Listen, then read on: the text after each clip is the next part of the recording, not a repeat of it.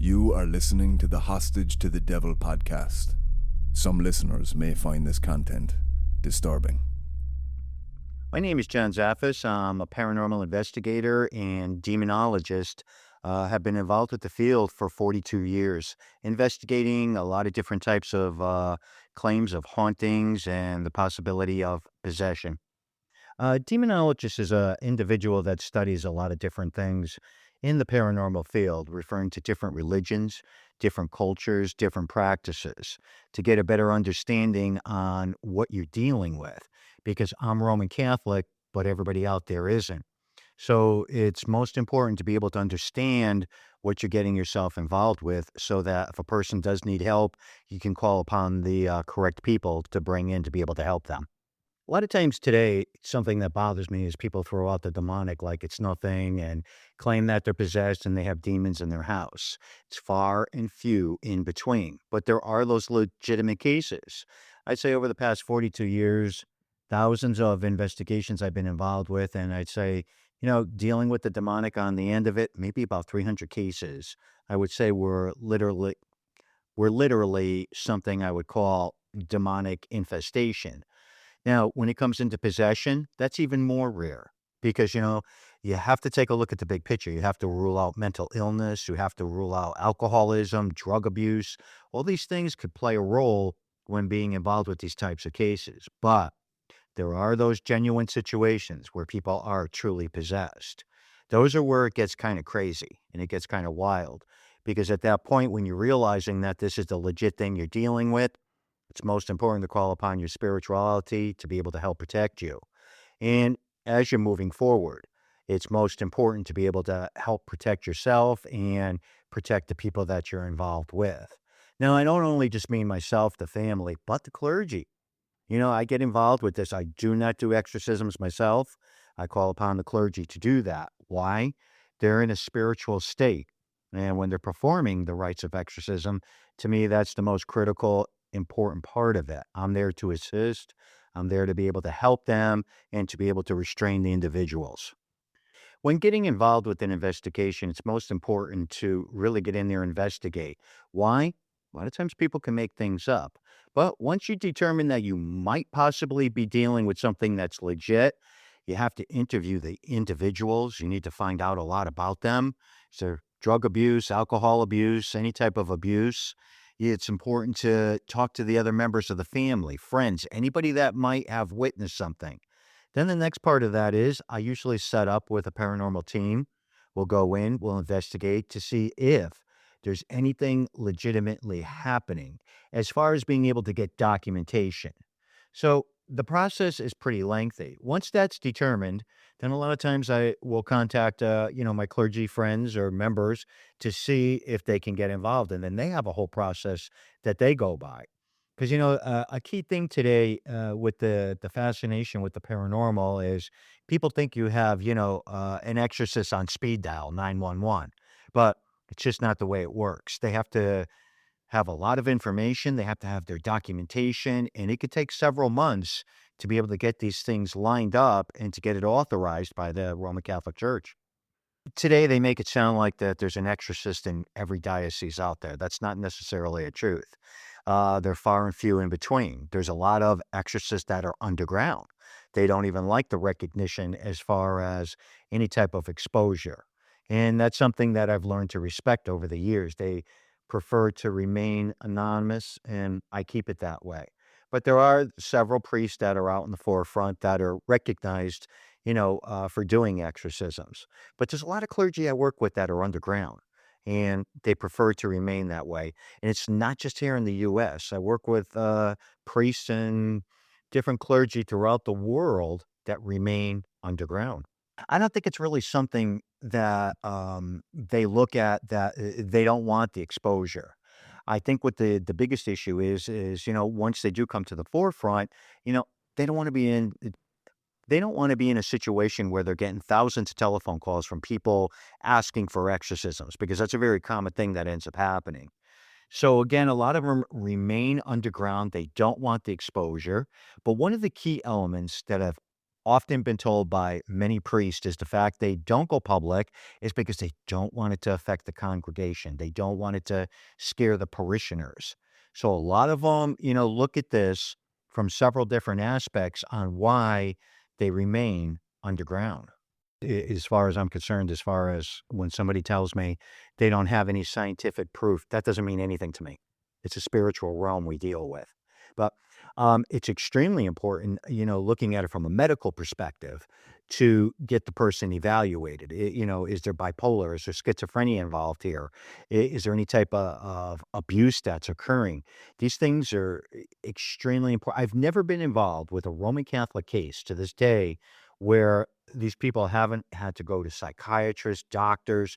Everything has to be ruled out from a medical perspective. But there are those situations where there is something happening on a demonic level. Now, why? Because it can hide behind that. If a person's diagnosed with something, the demonic can infiltrate that individual and hide behind that because everybody's going to think that person is just plain crazy or it has something to do with their mental illness. So, we have to really take that step back when evaluating these cases and getting involved with them. There's several things we look for to really tell us that there's a good possibility that somebody might be truly possessed. I mean, we have religious items. Sometimes we'll hide them around. You can provoke an individual. A person can know different languages. If they can have this enormous amount of strength. But all these things I could take that step back and look at, and people can be very aware of what's happening and what's happening with them. But I've been involved with several situations. One in particular, a story of Pat Reading, where this woman had knowledge of things about my personal life that there was no way she could possibly know about it. Not just myself, but several of the other researchers. And when she would go under, when she was fully possessed, she would start bringing up things about my family, about when I was growing up, different people I had worked with. And to me, this is one of the key signs I always look for. And this is going back to a period where we didn't have the computers, the things weren't just openly like it is today where you can get that information. And you take that very serious. When these people have the combination of a couple of these different things, you take that step back and you evaluate it and go, okay, we're dealing with the real thing here. When I first met Malachi Martin, he was a very small, slight man. He wasn't very big at all, but I was very familiar with his career. Years ago, people used to look forward to sitting down reading a book. And Hostage to the Devil was probably one of the very first books I was reading in regards to some of this work. And finally had the opportunity to meet him when he was speaking at a small event. And we afterwards were just going back and forth, and we were just standing there talking. And he would have this look. He would just look at you, which is something that you notice with a lot of spiritual people. They'll just look to see, and that basically tells me they're trying to get a good sense of you, and they're trying to figure out what the heck is this person all about. And we just had a little bit more of a conversation at that point in time, and we were talking back and forth. And he was intrigued that I was in the work for a while, and that some of the people I've met and some of the things I've been involved with. Well, some time had gone by, and I get a telephone call from him, and we were talking, going back and forth, and I was okay, very interested in it, and listening to what he was saying, and I basically knew what he was doing, trying to figure out where I was coming from, because you have to remember when you get involved with this field, it's so important to be able to be guarded and careful with the people you associate yourself with, because people will go after you in a heartbeat to be able to tear you down. And we had a few more conversations after that. Then out of the clear blue, I get a telephone call from him one day, and he goes, "John, I have a couple of cases here I'd like you to evaluate and check out." So I did, and one was in Milford, Connecticut, and the other one was in Bridgeport, Connecticut. Well, I evaluated everything and went in, did what I needed to do, and I gave him a call, and I was explaining to him that I felt the case in Milford, Connecticut was probably legit. There were things going on. And I explained to him that the Bridgeport, Connecticut case, I didn't really feel that it was something demonic, but people that were a little bit more hysterical and hyping things up. And we talked a little bit deeper, and then all of a sudden, he just got right off the phone. I was like, okay, that was interesting. And didn't think too much more about it. And then a few weeks went by, and I was talking to him again. And I said, Father, what was your take on all that? And he goes, well, I was curious to see how you investigated what you did and how you went about it. I said, okay. I said, what do you think? He goes, I was testing you. And I went, you were? And I go, okay. He goes, I wanted to see. He goes, my opinion was the same thing. Then I had found out not that long afterwards that Father had come and done a mass and done a few other things in the Milford one, but he never really did anything with the Bridgeport one. And then after that, there was a lot of socializing. Met him several different times, sitting down talking with him. But there was one thing that I got a better understanding when it comes to him is you learn within our field of the demonology and being involved with all this, there's certain things you just don't talk about. You leave it alone. And I've learned that over the years. You just don't. And I'm a very forceful person. When I want to know something, I won't let up. I will keep it up and keep it up.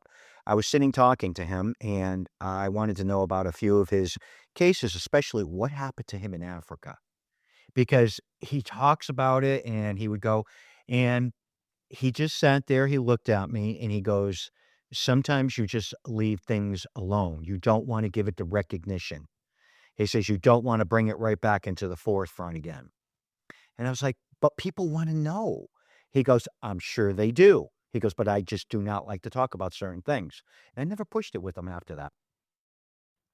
Father Malachi Martin was extremely important to me for several reasons. He became a friend. Um, it's most important when you're working in this field to associate yourself with people that have an understanding of this work and they know what they're doing. He's already been there. He's done that. He knows what to look for, what not to look for, what to watch out for. When, I grew up in that era where you spoke to people that, have been involved with the field. And he was a key element with that. And he had a very good understanding of that.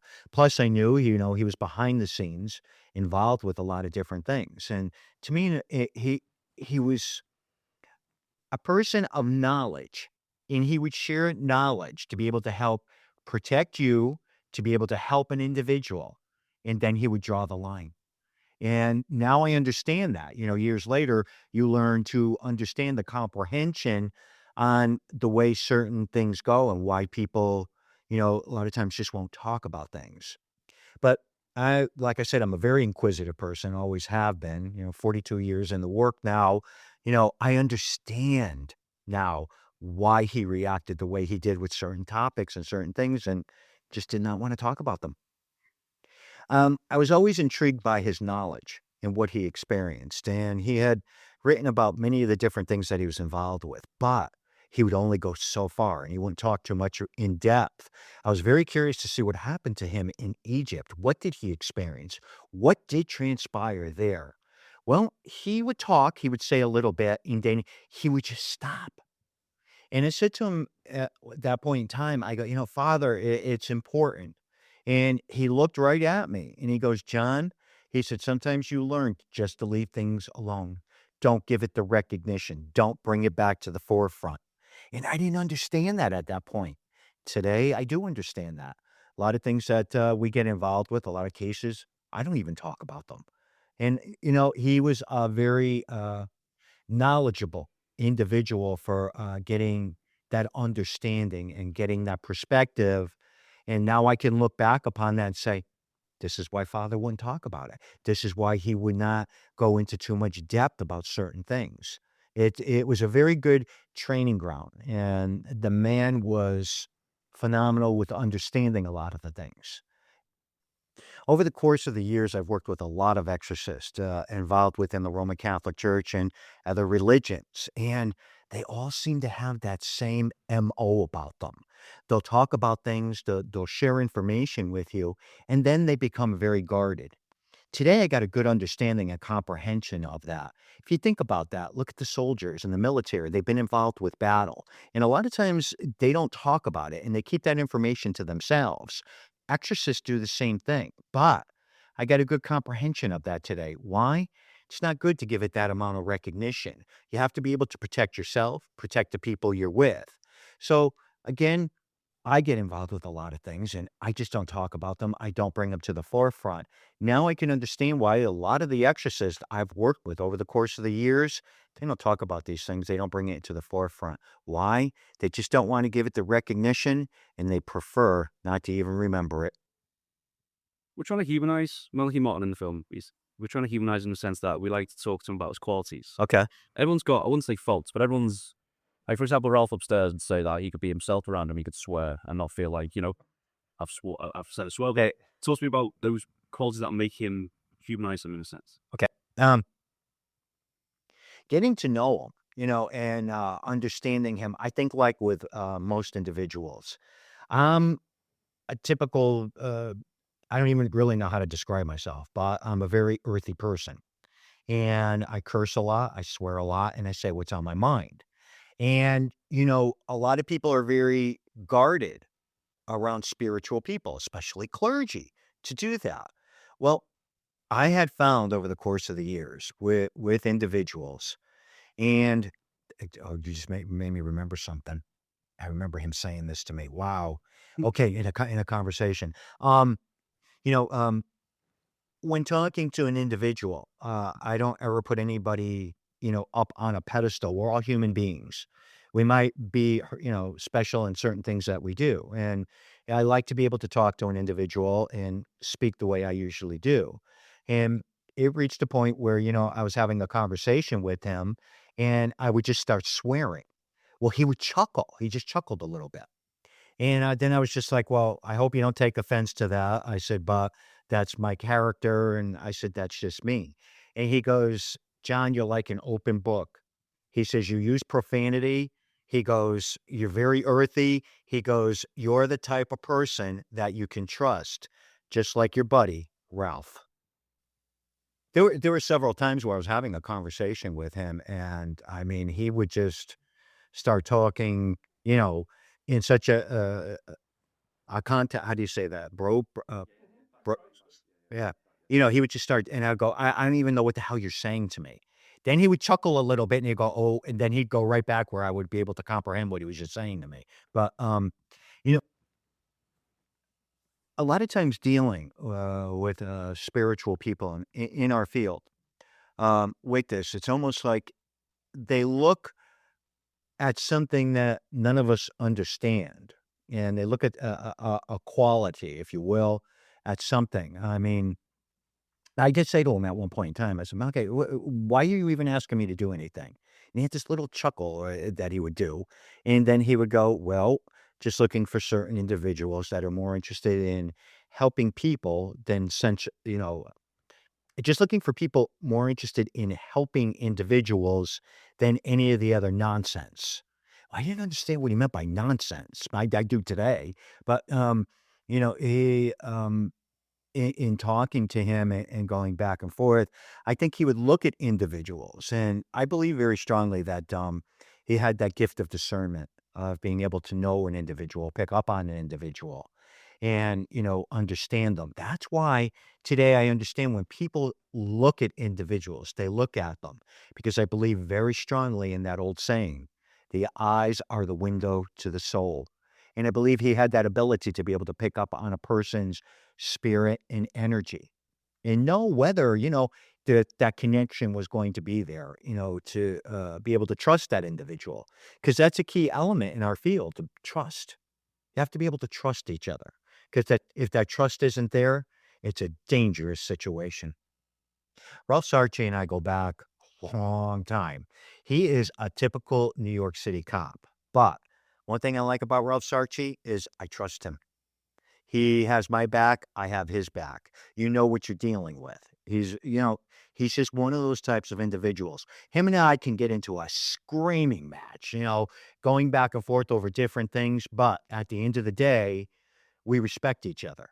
Why? Because both of us are interested in the same thing. Many years ago, when he was on the police force and everything, he was very buff and, he's a very tough guy.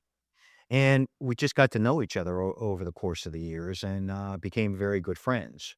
And, you can, when you know someone's a true friend, is you can go several months without speaking to somebody and then just get on that phone and talk just like, you hadn't talked to him since yesterday. And that's the way I view Ralph. Over the course of the years, we became, pretty good buds. Everyone's found this question quite difficult to answer, but could you maybe summarize as best as you can Malachi Martin as a person, as an exorcist? I don't have a problem with that at all. Malachi Martin, in the conversations I've had with him and the several times I was in his presence, I found the man to be very sincere. I do feel, paid a big price. Most exorcists do. Where there's things that affect their lives, their personal lives, their environment, and they lead a very difficult life. And I've seen that in Malachi Martin, in a few conversations that I did have with him, that it was very isolating and it was a very difficult thing. But I found him to be an extremely, extremely holy person. He believed truly in what he was doing. He believed truly in what he was practicing. And he stood on his merit. He stood on what he believed in. And he stood on what was right. There's one thing that people have to understand. He broke ground. Now, what do I mean by that? He went public. He started doing appearances and radio shows talking about this topic, demonology, possession. These things exist. These things do happen. And he was ridiculed. And I do feel that he paid a very high price for that. Why? A lot of people don't want this exposed. People don't want the devil exposed. People hide behind this. So I think when he really came to the forefront, he was a pioneer in it, like several other individuals out there, and bringing this information to the forefront. It's very dangerous. But he, again, stood his ground and he brought it to the forefront. He talked about it publicly. And I do feel that it, affected him. He was crucified basically behind the scenes, with the church and people ridiculing him. That's one thing I wish, so many different spiritual people I know, including Malachi Martin. I wish he was still around today to see how in 2015 things have changed. Things are brought out more into the forefront. More of our spiritual, religious people are recognizing it. The Vatican is even looking at it differently today. So I always often think about so many of these people, just like Malachi Martin, how I wish they were here today because I know what he'd do. He'd sit there and go, just like that. I know it. I know that's how he would respond to it today. Because finally, he broke that ground and he tried to bring things to the forefront. He tried to get as many people involved to get an understanding of all this. And like I said, that's one thing I wish today is that people like Father Malachi Martin, I wish he was around just to see how things have changed over the course of the years. Malachi Martin's book, Hostage to the Devil, you have to really take a step back and think about that title. With exorcists and people that get involved with doing exorcisms or any way of form, are they technically hostage to the devil? Yes.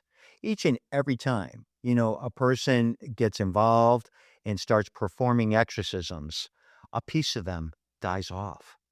The more that they're out there, just like Father Malachi Martin, the more he would help people, the more he would become a target. And whether it would be whether it be something on a spiritual level or people that are involved with occult activities, these individuals become target. So technically, if you're looking at it, I can understand why he chose that title to that book. He was indeed hostage to the devil. He had to be guarded. He had to be careful. Was he continuously attacked in the spiritual realm? Absolutely. These people pay a big price for getting involved with this type of work. It affects their personal lives. It affects everything about them. And it's a very isolating world.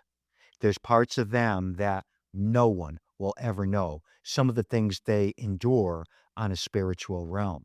Do I feel that Malachi Martin at different points in time paid a price for being involved with that, getting involved with exorcisms? Yes. Do I feel he knew what he was doing? Absolutely. Why did he do it? Because he wanted to help people in the name of God. Thanks for listening, and remember, we have a Facebook page too, so please give us a like and buy us a coffee over at buymeacoffee.com to help us keep this podcast going. And it would only be right to finish with the main man himself. The origin of evil, i.e., has it existed as long as, say, God and the spirits of light are good, or was that something that was a manifest from the original creation of God's creation? Yes. Well, the difference between Satan and Lucifer is this, that Satan is always represented as a snake. Lucifer is a scorpion. They have two different functions. Spirits which have no bodies, and Lucifer and Satan haven't got bodies, are only distinguishable by their functions. And Satan's main function is to kill, to liquidate. Lucifer's main aim is to deceive. He's the liar. So they're two separate entities. Two separate entities, yes. The beginning of it all started off when there was a revolt by angels. 1/3 of the angels created by God revolted and said, "We will not serve," led by Lucifer and Satan. That was the beginning of it. Then when man was created, they started taking part in man's universe and trying to seduce him away from God, as it is in the Bible. That's the origin of evil. And of course, it still goes on. It goes on every day. They were created for this cosmos, and they intend to keep acting in it until the final day when this cosmos will be wiped out, and they will have to descend and live in hell forever.